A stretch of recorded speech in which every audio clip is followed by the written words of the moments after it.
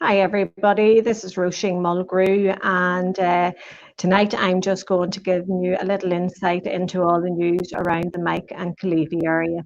First and foremost, I have to say, hopefully my internet connection will last. For those of us who live in South Armagh, we know that internet is poor at the best of times, so please bear with me.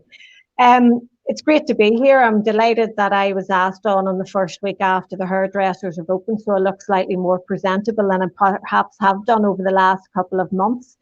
And it is great to see everything start to open up around the country, and in the last week or so, we've seen our bars and restaurants open, and we've seen the council out and about cutting the grass in preparation for our play parks open. One of our big contributors to community life here in the Killeavy and Meigh areas, of course, are football clubs.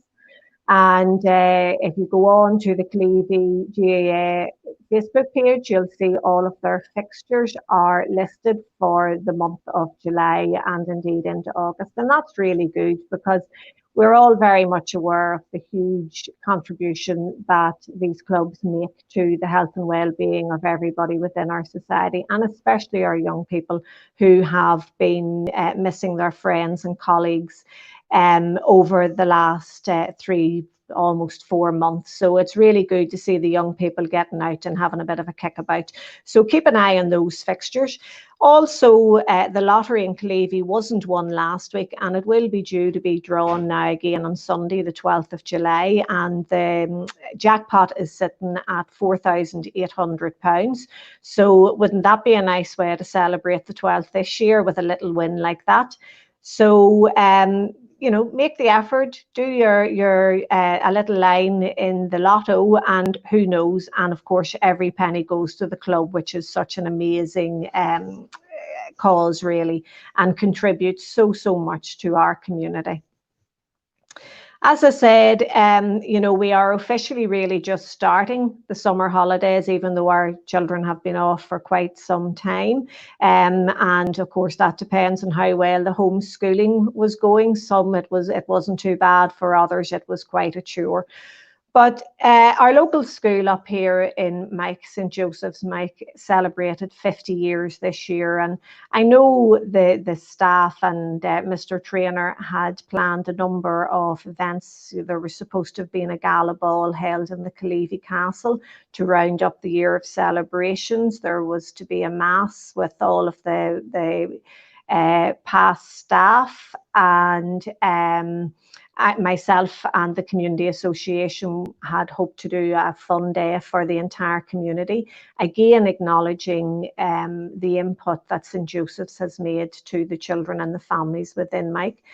Sadly, most of that did not happen, and I doubt at this stage that we will be able to get the gala ball. However, we are hopeful that maybe when the school starts back in September, depending where we are, we will find a way of welcoming the children back to the school, and also taking time to celebrate 50 years. It's a fantastic school within a great community, and I think it's important we do that.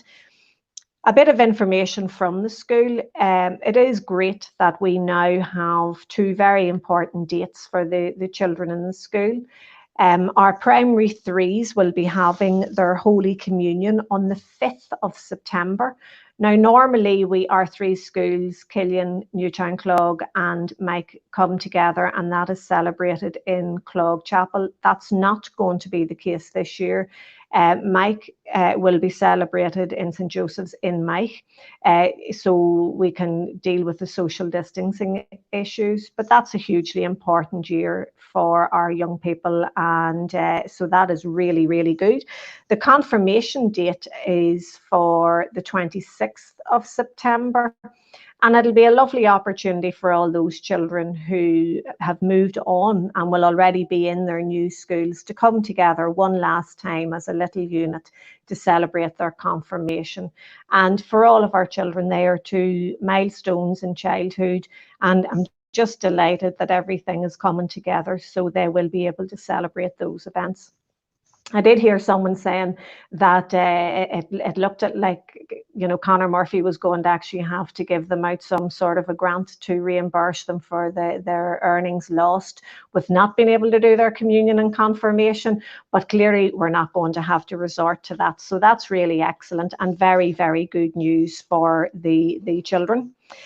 On the schools, people who are eligible, families who are eligible for their free school meals and uniforms should be getting notified now from the Education Authority. They will be getting forms in the post, and they will be asked to fill those forms in and return them in preparation for September.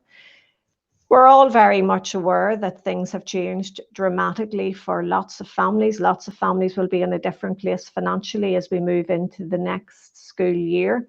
So anyone who feels that they are entitled to free meals or help with their school uniforms, you can actually go online to the environment or the Education Authority to fill in the forms and to see if you can get a little bit of support.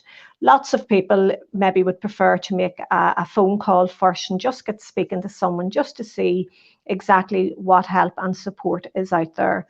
So if you want to do that, the number is an Armagh number, and it's 028 3751 2200, and that is the Education Authority based in Armagh.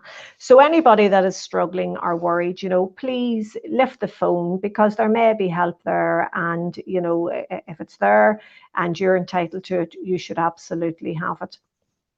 On the uniforms, we are very, very lucky up in Meigh that we have a particularly proactive community association, and the community association, their catchphrase, if you like, is neighbours helping neighbours. And I think that is very evident in the Meigh and surrounding areas. And, again, talking to families, I know the Community Association had been listening to families and their concerns about next year. So on Saturday morning between 11 and 12, they're inviting people who would want to take part in a uniform swap. To take uniforms, obviously they want them to be washed and ironed, to bring them to the community centre in Meigh. Now, they will be held there because even our clothes have to be quarantined at the minute. And, we will go through the process of seeing if we can swap uniforms, because lots of children won't have got the wear out of their uniforms last year, but will possibly be too big for them this year. So we're trying to see if anybody would like to take part in that. As I say, it's Meigh Community Centre this Saturday between 11 and 12, and then we will make contact with everybody to see about giving replacement clothes out. I think it's just a good way of the whole community coming together to support each other. And uniforms are one of those things. We can't avoid buying them, but certainly if it's an opportunity to swap good quality uniforms, why not take it? It's a fantastic initiative by the Community Association, so I would encourage people to take part. One of the lovely things that I have in my job is actually being able to meet with community associations and work with community activists on the ground. And in Meigh, over the last couple of months, we have had 25 volunteers who have been, working relentlessly within the community, supporting vulnerable people and those who were in lockdown. And they have been absolutely remarkable and continue to do so. I know the Community Association intends to run a number of events during the summer holidays for younger people and the not so young people within the community. And we are looking at open our cinema nights, and obviously open our tea parties for our not so young people. Now, obviously, these things need to be organised, and a lot depends on the weather. But certainly, the Meigh Community Association need to be congratulated for their innovative ways of keeping our young people amused during the summer, and indeed the extended summer that it was this year. They will also have activity packs for our young people, and hopefully there will be a lot of enjoyment got for those. So again, keep an eye on the Facebook page. Patricia, who's the chairperson, is excellent at updating the page and keeping everybody in the community informed as to what is happening. So keep an eye on the page, and as events happen, please come out and take part, because they will be very, very enjoyable. I suppose the big news in Meigh over the last few months and indeed beyond, Meigh has become a very, very busy village. We have seen Slave-Gullion Forest Park becoming hugely successful. And, there are a lot of visitors coming into the area that are unfamiliar with the roads. And there are a lot of us locals, including myself, that are maybe too familiar with the roads and on occasion drive too quickly. So we have been doing a huge amount of work to try and highlight the issues at the crossroads in the village in particular, because it's quickly becoming an accident black spot. And myself, members of the Meigh Community Association, the PSNI and Transport NI, or the Old Road Service as we still like to call them, had a number of meetings to discuss how we could best address some of the issues. And over the last couple of weeks, locals will have seen that the PSNI have been out and they have been issuing signs. I'm glad to report that yesterday we had our digital speed indicator was put on the outskirts of the village, just to warn people that they are coming into a 30-mile-an-hour zone, and it will indicate how fast you are going. There is no excuses to speed through Meigh village. We also appreciate that there are issues on both the Railway Road and the Chapel Road, and as I say, there will be quite a lot of new signage and an anti-skid covering put on the road, and the yellow lines will all be redone, and another number of safety issues which we hope will highlight the difficult situation in Meigh. The council is doing an environmental improvement scheme within the village. Now, that will include putting on new granite curbs. We'll be doing an amount of planting throughout the village. We will also be burying the overhead cables, but they will be put underground, and it is hoped that that will improve the visibility for drivers and also the appearance of the village in general. And on the appearance of the village, again, the Community Association has applied for a Live Here, Love Here grant, and they have been successful in securing a little bit of money. And I know it is their intention to put a number of planters throughout the village to improve the appearance of the village and put a little bit of colour into everyone's life. So that is absolutely fantastic to hear that all of those sorts of things are happening within the village of Meigh. I suppose from a council point of view, because I obviously am a local councillor, so it's always good to know what's happening from a council point of view. I just want to bring to people's attention that this is a bank holiday weekend. However, our household recycling centres will be remaining open on Monday. Now, they still unfortunately aren't open at the weekend, and we are trying to see if we can address that, hopefully in the near future, but they will be open on Monday. And I have been asked a number of questions by people about what you can take to the centres, and I have been assured, and I have checked again today, that absolutely you can take 3 bulky items to the household recycling centre. Now, so that means you could take your suite of furniture. What I would say to people is, at the minute, they are not accepting mattresses. So please don't make it all the way to Camla with a mattress at this stage. It won't be taken at this stage, but we are hoping that the council will put a number of bulky collections in place now in the next couple of weeks. And I suppose whenever we talk about our recycling centres, people often talk about the amount of illegal dumping that takes place around our beautiful roads and viewpoints within not only Meigh Killeavy area, but all of South Armagh. And during the lockdown, again, it was a great honour delighted. We had some great crack for several Saturdays in a row as we did litter picks around Killeavy, Fathom, Killian, Carriff Maclone, Barcroft, and we did a number of litter picks, and there was a huge amount of support from the community. So I know towards the end of July we will be doing another litter pick. We will be looking at the roads, the country roads around the village, because everybody is out walking, and unfortunately so many people who are out walking, while they say they're enjoying the scenery, they're quite happy to litter it for the next walker coming along. So we as a community will be coming together again at the end of July, and we hope to address the litter issues in the village. And as I say, come along, because it is good crack. It's a great way to spend 2 hours on a Saturday morning with your friends and neighbours, get to know each other, and have a bit of exercise as well. So that's a really good initiative, and one which we will be working on again. I'll be working with the Community Association again at the end of July.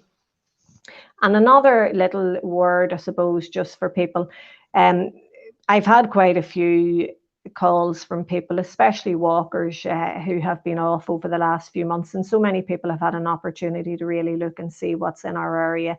And there are a number of private owned ground, gardens, fields, what have you, and the hedges are growing slightly out of control, and they are creating a little bit of an issue for some of our walkers. So if you notice beside your house or on your land that your hedges have started to come out into the road, please be mindful of our walkers, and especially our younger walkers who are out. You know that on occasion it is actually forcing them to walk onto the road, which potentially could be dangerous. So I would just ask people to keep a look at their property, and if there's anything they can do to increase the safety on our roads, please do that. I suppose, again, as I said, it was lovely to see the hotels and restaurants and bars up and open again, and I know it's brought a level of normality back for us all, but we still do need to be mindful that social distancing is absolutely key, and a huge amount of the responsibility for that falls on the owners of business, and business is very, very tough for people.